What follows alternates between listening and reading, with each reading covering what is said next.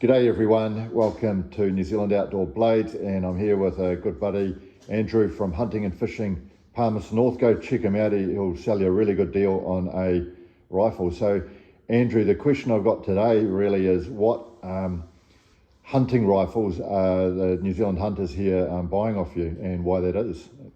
G'day Dave. There's probably the standout for most people would have to be the Tikka T3X. In one of its configurations, they do everything from the stock standard stainless synthetic one through laminated, even wood stocks for the traditionalists, through to a couple of different versions of their plastic stocks with cheek pieces, the rough tech finish. So plenty of options, different barrel lengths, fluted.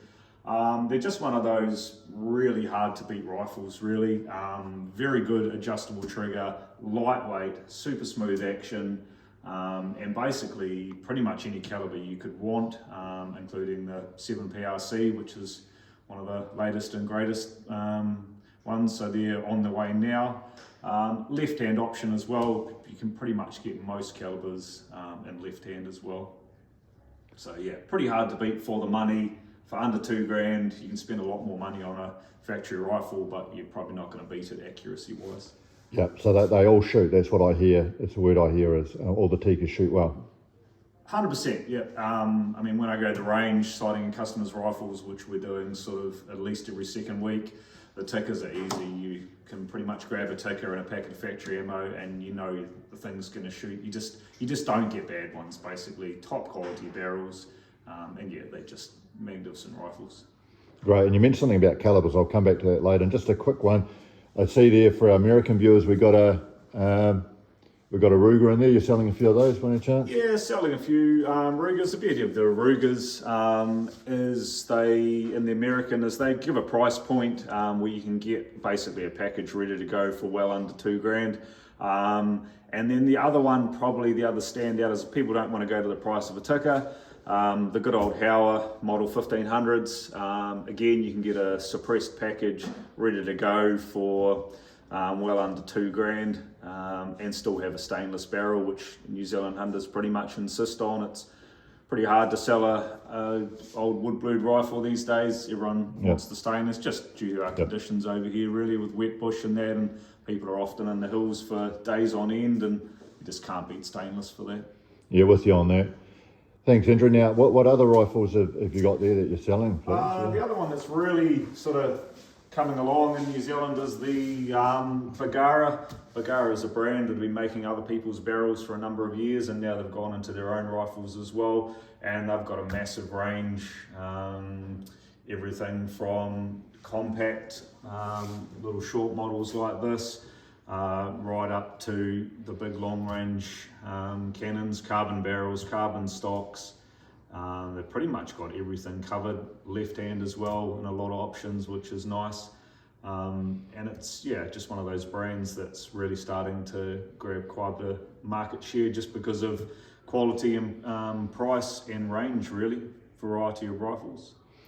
Oh, cool. And where are they made, Andrew, the Vagara, do you know? They're Spanish.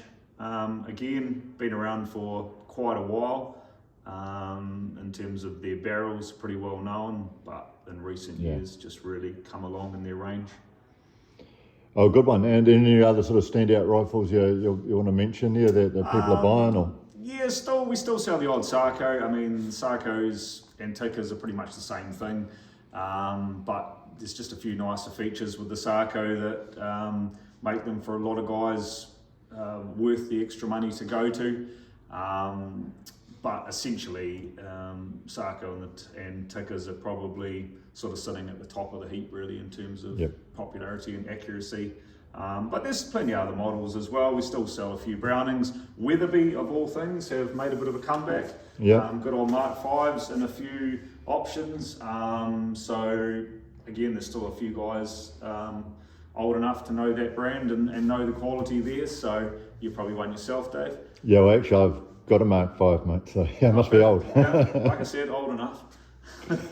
Cool. Now, thanks, Andrew. One other question, you mentioned 7mm PRC, and there's all these flash calibers around 6.5 Creedmoor and PRC and 7 more PRC. So what are the calibers that guys are using? If we can go probably as a standard caliber, the good old 308 is probably still one of the go-tos here in New Zealand. We have a lot of trouble being down this end of the world, getting ammunition down from America.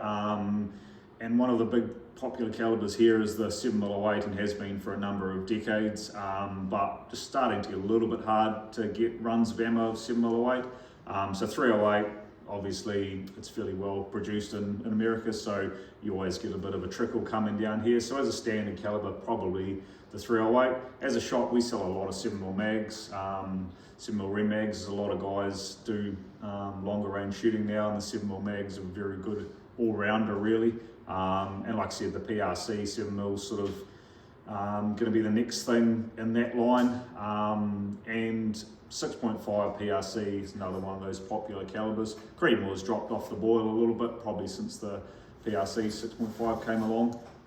It seems to have taken that over. But yeah, for us in New Zealand, probably the big ones are 308, 7mm08 and 270 probably still in the standard calibers.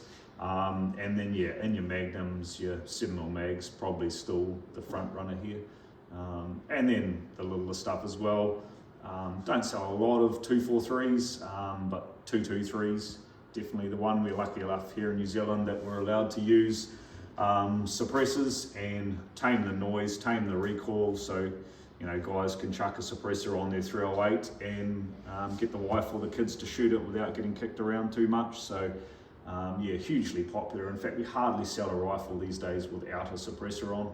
Gone are the days of it being only something for poachers. It's just a really good thing to have, good, protect your hearing, and yeah, tame the recoil. So.